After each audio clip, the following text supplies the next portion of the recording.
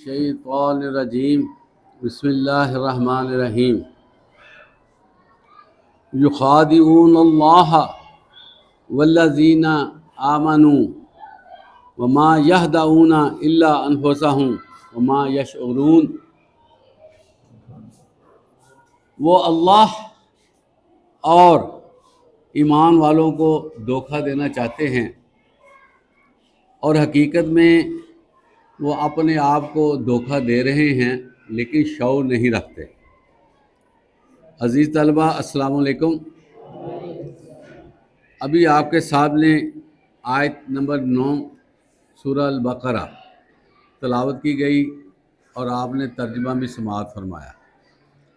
سورہ البقرہ کے بارے میں پہلے بھی بات ہوئی ہے۔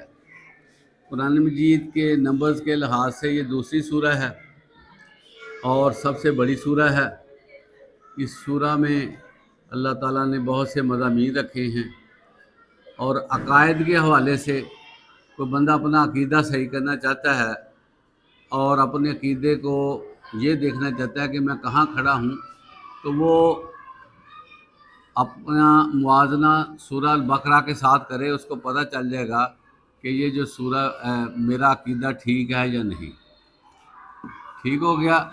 تو اس حوالے سے اس سورہ میں یہ کہا جا رہا ہے، اس جو آیت میں ابھی ہم نے تلاوت کی ہے، کہ وہ جو منافق ہے، جن کے دل میں ٹیڑھ ہے، جو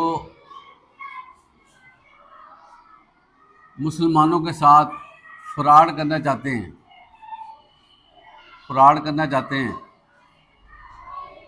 تو وہ ان کے پلاننگ میں حصہ ہے کہ وہ دھوکہ دینا چاہتے ہیں اللہ اور اس کے رسول کو۔